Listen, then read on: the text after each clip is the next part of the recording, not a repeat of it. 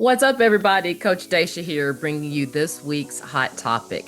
This one was pretty easy to decide on, mainly because, for whatever reason, in the past 2 weeks, I have been bombarded with questions specifically on heel drops. How to do them, how often to do them, how to progress them, how to regress them, basically anything concerning heel drops. Lots of questions. So I decided that I need to do a video on heel drops.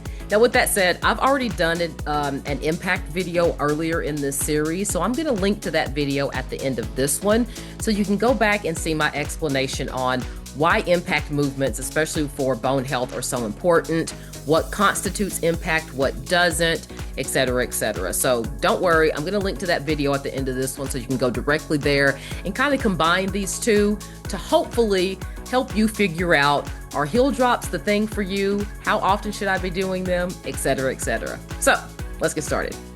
So first things first, why heel drops? Well, honestly, it's because they have been studied directly. As opposed to other forms of impact, we really start to shy away from certain things that become really, really high impact, a lot of times for fear of what they might do to somebody who's either got an osteopenia or osteoporosis diagnosis, right? So because of the simplicity of heel drops, those have been studied directly to see what they do when it comes to bone mineral density. In those studies, they were actually conducted on postmenopausal women. Now, I'm not going to lie to you, one of the main studies has a pretty low amount of women in the study, and they also combined the heel drops with a weekly exercise class that involved some higher impact moves. So I'm not gonna lie to you, I'm not a big fan of the fact that there are basically two different things going on there, because we don't really know what the cause was as far as the maintenance of bone mineral density. And that's the other thing I do want to point out with that particular study. Bone mineral density didn't necessarily increase, but it was maintained in a small group of postmenopausal women.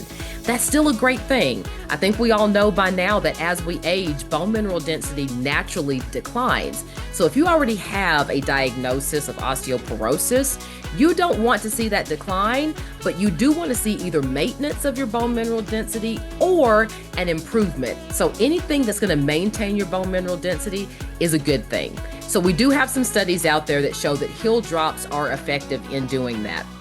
One of the main reasons that heel drops are effective in improving, or in this case, maintaining bone mineral density, is because in doing heel drops, you are producing about 3.6 times your body weight in ground reaction force.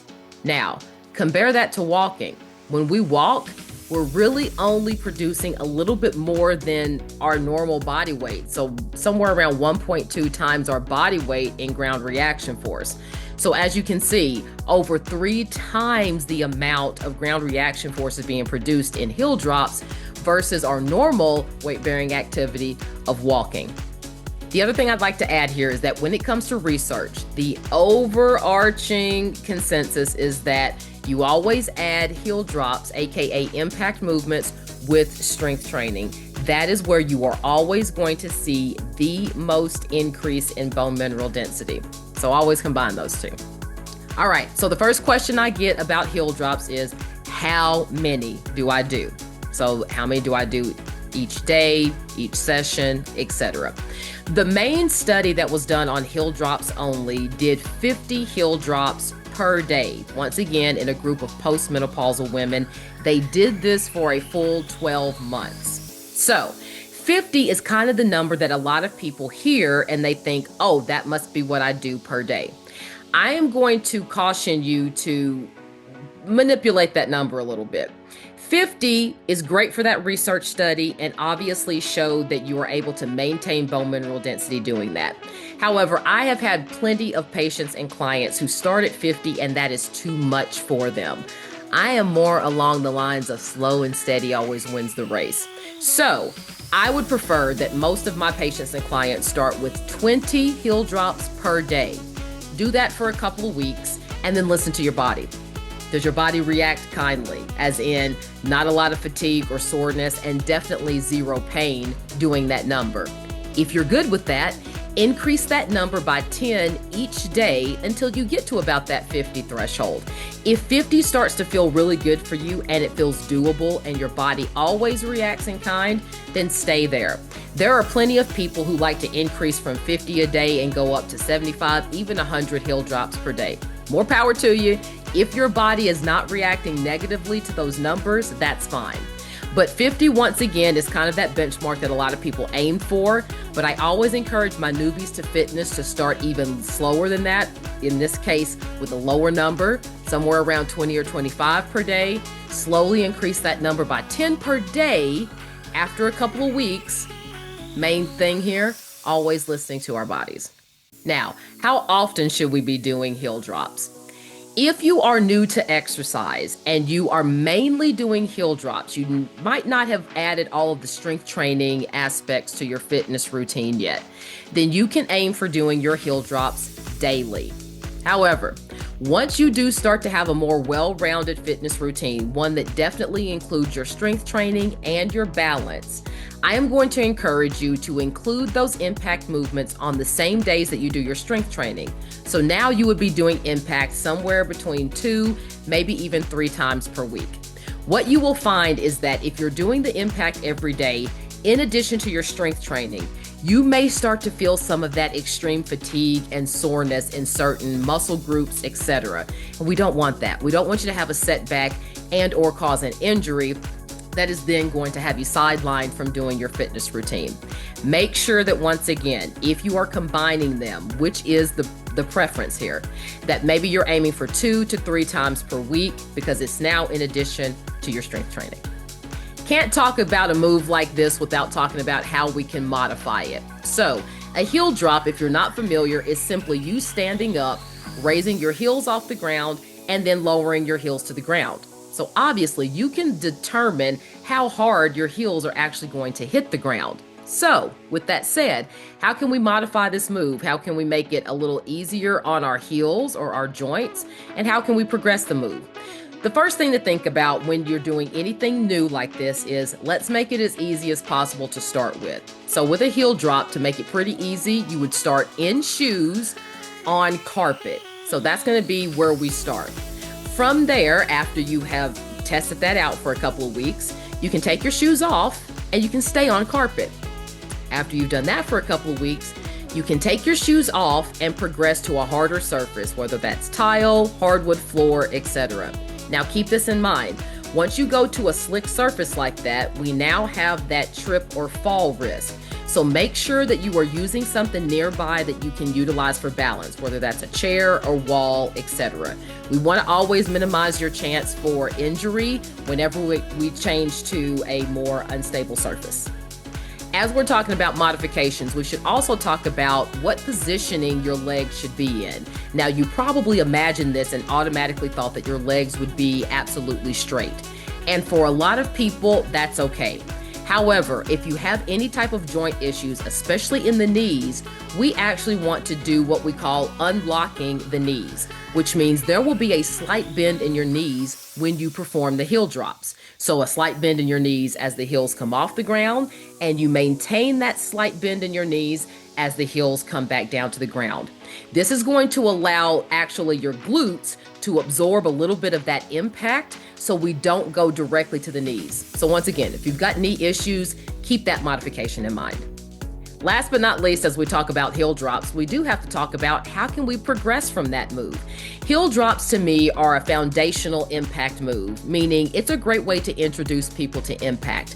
And then if it's applicable for that person, we can start to progress that movement. So what are some great ways to progress heel drops that still produce amazing ground reaction forces? So one of the first ones are going to be jump squats.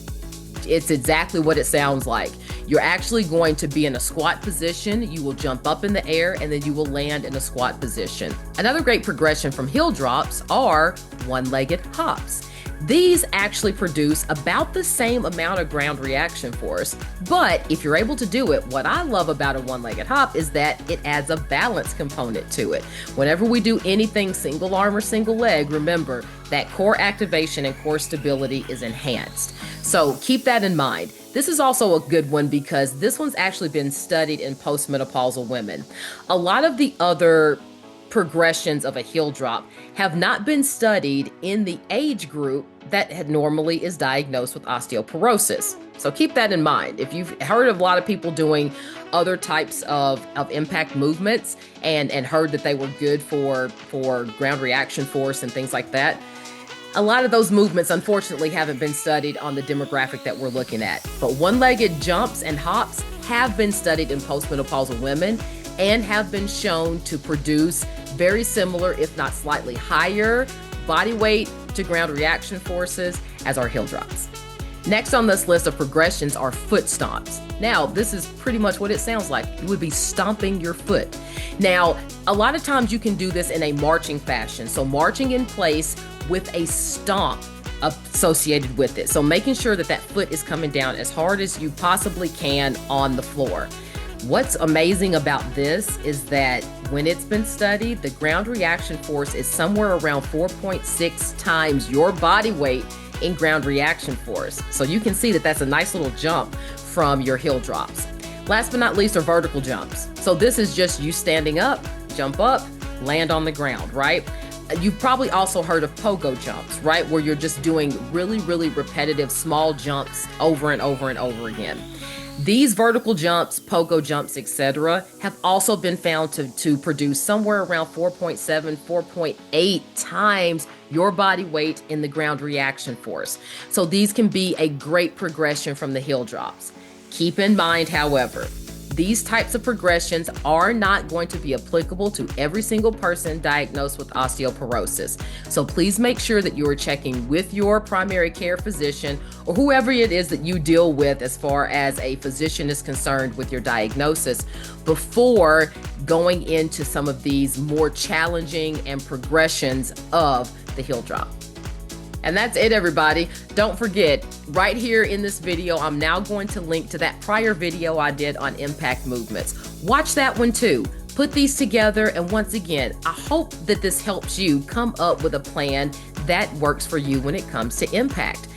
Although impact is one of the best ways for us to build bone mineral density, it is not the be-all and end-all, and unfortunately, it is not for every single person who has been diagnosed with osteoporosis. So once again, talk with your doctor, make sure that impact is for you, and if it is, then we're going to start with those heel drops. We're going to take some of the suggestions that you heard in this video, and you're going to come up with a plan that works best for you.